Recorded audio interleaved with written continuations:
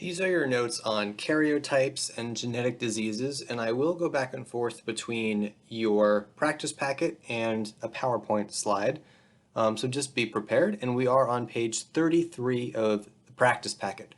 So a karyotype is just a visual of all of your chromosomes. It's a photograph of all your chromosomes that are grouped in homologous pairs. And remember that humans have 23 pairs of chromosomes for a total of 46. And let's go ahead and just look at a karyotype.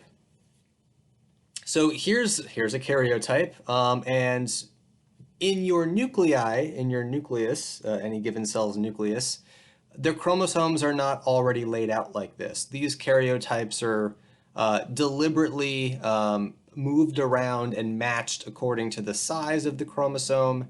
When we stain the chromosome, we get this unique banding pattern that you see here, this striped pattern that's unique to every chromosome. So those are the things that we look for and make sure are matching so that we know we're looking at the homologous chromosomes. So let's say that here in karyotype A, which is this entire thing here, maybe if we're looking at chromosome homologous pair number 1, perhaps this chromosome is what you inherited from mom, and this is the chromosome that's from dad. But the point is they're homologous. So if mom's chromosome had a gene for eye color, let's say right here, dad's chromosome would have a gene for eye color right there. Maybe mom's chromosome was dominant, capital B, maybe dad's was recessive, a lowercase b, but you get the idea. And again, a karyotype is just an array of all of those pairs of chromosomes in a nice little picture. The first 22 pairs are called autosomes, and this last pair on the end, the 23rd pair, is the sex chromosome pair. This is either going to be XX for female, like in karyotype A, or XY for male, like in karyotype B. And you can tell that this is the Y chromosome, even if it wasn't labeled for you, because this is a short little stump, and the Y chromosome is significantly shorter than the X chromosome. This is also the only pair of chromosomes that is not homologous. And it should be obvious why. They're clearly not even the same size. So numbers 1 through 6, I think you can answer on your own, and feel free to pause and go ahead and do that. Actually, you can go ahead and do the same for 7, 8, and 9. You can go ahead and pause and do that as well. Let's go straight down to looking at chromosomal disorders. And this is where I'm going to toggle back to the PowerPoint. So excuse me for 1 second. We're going to go over here.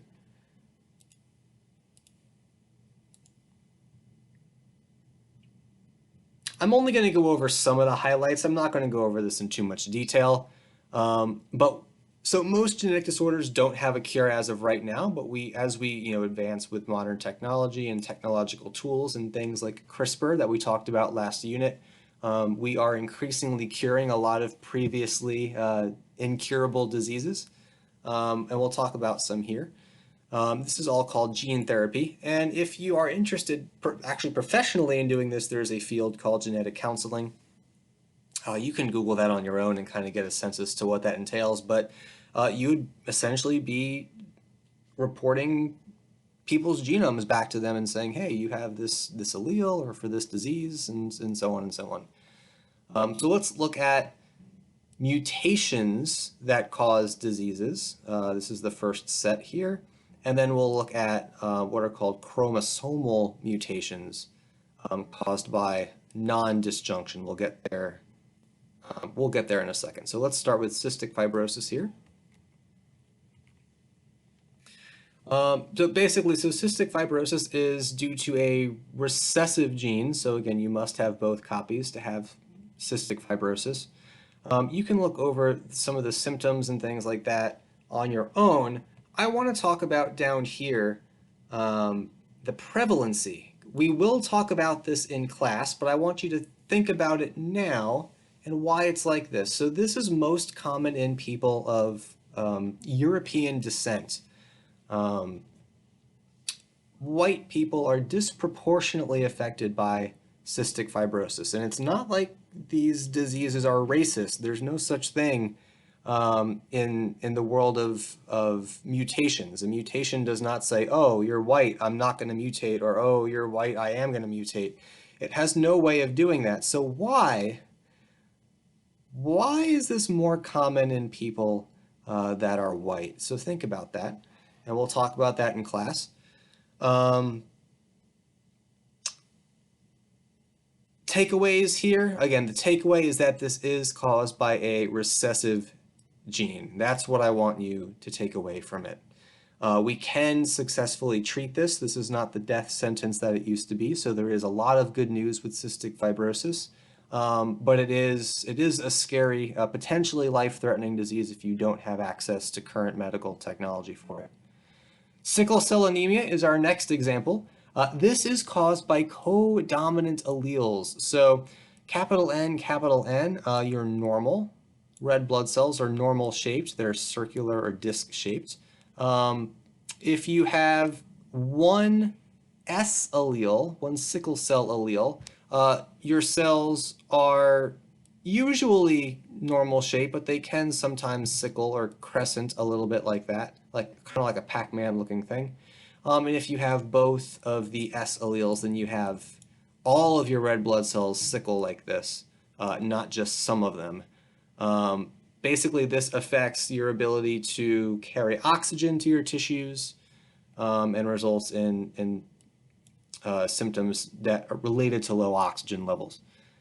This is more common in people of African descent. And again, think about why that might be the case. Why is it more common in certain groups of people? But the key here is, the takeaway is that this is an example of a codominant allele disease. You get this via codominance. Hemophilia is a recessive allele. So you must, well, if you're female, you must have 2 recessive alleles. And if you're male, you only need 1 because this is a sex-linked trait. So remember, if you're female, you must have the recessive allele on both your X chromosomes to have hemophilia. I forgot what I was talking about for a second. Hemophilia. But if you're male, remember there's no allele on the Y chromosome, so males only need 1 recessive allele to have hemophilia. This is where your blood does not clot easily. But again, the main thing here is that it's recessive and that it's sex-linked. And this is something that you should remember. You should remember that hemophilia is a sex-linked recessive trait. PKU, I'm not going to go into the details here too much, but basically you're missing an enzyme that converts one amino acid to another. And if you have PKU, which it means you don't have that enzyme, the enzyme is a normal enzyme to have. So if you have PKU and you don't have that enzyme, you basically accumulate this amino acid here on the left, and that causes a whole bunch of intellectual problems and cognitive deficits. So it's a recessive gene.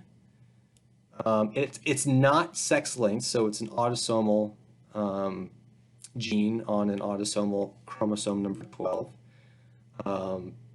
And you are tested for this at birth because phenylalanine, again, is an amino acid, which means it is in a lot of meats and proteins that you eat. So it is imperative, it's absolutely necessary to know about this at birth. And if you had this, you would know. I guarantee you would know. There are things that like food warnings that say this is not healthy to eat if you have PKU. Don't eat this. So it's pretty common. 1 out of 14,000 might not seem like it's that common, but in the scheme of things, it's pretty prevalent. All right, Tay-Sachs is another recessive gene here. It is on an autosomal chromosome, so it's not sex-linked, and this affects people that are mostly of Jewish descent. Again, think about why that might be the case. Again, this deals with lipid buildup in the brain, mental disabilities, intellectual disorders, cognitive deficits. and this is usually lethal. This is also a disease that we are trying to cure and treat using things like CRISPR that we talked about earlier. But again, the key point here is that it is recessive and it's autosomal. It's not sex-linked. All right, Huntington's is our one example here of a dominant gene. A dominant gene. So if you have one copy, that's it. You're done. You have Huntington's. And this is a little bit insidious because it doesn't really affect you until after you've reproduced. What a horrible, horrible disease. You don't even know you have it until after you've had kids. So getting tested for this is more and more important. I mean, as we've learned about how this disease works, but it is essentially neurological deterioration, and this is fatal. But hopefully, this is again something that we can cure if it's detected early on. Again, perhaps using technology like CRISPR. All right, those are all of the gene mutations and the diseases they cause. Now we're looking at chromosomal diseases. Whole chunks or entire chromosomes, chunks of chromosomes are the whole thing, that are missing or something went wrong. And this is called non-disjunction. When something goes wrong in terms of separating chromosomes in meiosis, it's called non-disjunction. So here we have 1, 2, 3, 4. So a diploid cell, 2n equals 4, going through meiosis, and we end up with, we should end up with 4 cells that are haploid, n equals 2. But in meiosis 1, so here's meiosis 1, here's meiosis 2. And this can happen in either meiosis 1 or meiosis 2. But here, the error happened in meiosis 1. This cell has 3 chromosomes in it. 1, 2, 3. And this cell only has 1 chromosome. And this is going to be devastating because after meiosis 2, what we're going to end up with are 2 cells that have 1 chromosome, 2 gametes that have 1 chromosome, and 2 gametes that have 3 chromosomes. So these 2 are missing a chromosome, and these 2 have an extra chromosome. This is usually lethal. This will usually terminate the embryo, completely natural, spontaneous abortion, which is what it is, in almost every instance. It's that fatal. And this is called non-disjunction. There are, however, certain chromosomes where this happens that you can get away with. You can actually end up surviving and develop, basically, if you're lucky enough to have been one of these gametes that had that specific chromosome go through a non-disjunction event. And one of those diseases is Down syndrome. And if you look at the karyotype, go ahead and try to figure out where the problem is. And you probably found it. It's down here. There are 3 copies of the 21st chromosome. So this is called trisomy 21. Tri means 3. Somy is referring to bodies. So 3 bodies of chromosome number 21. So there are 3 copies of chromosome 21 rather than the typical 2. And this is one of the examples where you can survive. There are some intellectual and physical features that are pretty unique to Down syndrome, but you can survive and live a happy life with Down syndrome. You cannot reproduce, though. You are sterile. And this is not something you inherit. This can happen to anybody. It's just a mistake in meiosis. It's not something that gets passed down. It's not dominant or recessive. It's a chromosomal disorder. Another one that you can live with is Klinefelters. Klinefelters individuals have an extra X chromosome, which makes them male because they still have the Y. They just have an extra X. And they will develop more feminine-like body features, some secondary sex characteristics like perhaps a higher voice, increased fat tissue around the breasts and things like that. But again, they are infertile, they're sterile, they cannot have kids, but they can, I mean, they're people. They participate in society, they're happy, they can do anything you can do. They just have an extra X chromosome. And the last one we're going to talk about here is Turner's. Turner's has one X chromosome. So these are females that just have one X. Typically, they're a little bit stunted in terms of height development and growth. They might have shorter fingers. There are some cognitive and intellectual difficulties that are associated with it as well. But similarly, you can survive with this, you can reproduce with this. I've had students, or sorry, you cannot reproduce with this. You are still infertile. I've had students in the past that have had Turner syndrome, and a lot of times you can barely even tell unless they tell you that they have it themselves. And again, this is not inherited, this is not dominant, it's not recessive, it's simply a chromosomal disease. It's a mistake in meiosis. All right, so I'm going to go ahead and close this and return really quickly to the big sheet, or sorry, not the big sheet, the practice packet, and then we'll be finished. So there's some additional information on Down syndrome, Turner syndrome, and Klinefelter syndrome here. You can go ahead and read that on your own. You will identify those diseases if they're here at all in these karyotypes. This is practice for you. Actually, we can go ahead and do one here. So let's look at A. So all the homologous chromosomes are here. Good, good, good, good, good, good, good, good, good, good. 10, 11, 12, 14, 22. So this appears to be a normal male. There are no extra chromosomes, no chromosomes missing. And here they have an X and a Y, so they would be chromosomally male. And for instance, B here, same thing. This is good, good, good, good, good, good, good. Two of each, except we're missing an X, so that would be female Turners. So that's how you would go about doing these. Female Turners. It looks like tumors. It should say Turners. You guys can do the rest on your own, just more practices. Some, like H here, has an extra 18th chromosome. You can go ahead and just call this trisomy 18. But it does actually have its own name, so feel free to Google that. Again, trisomy just means 3. By the way, Turner syndrome is also called monosomy X.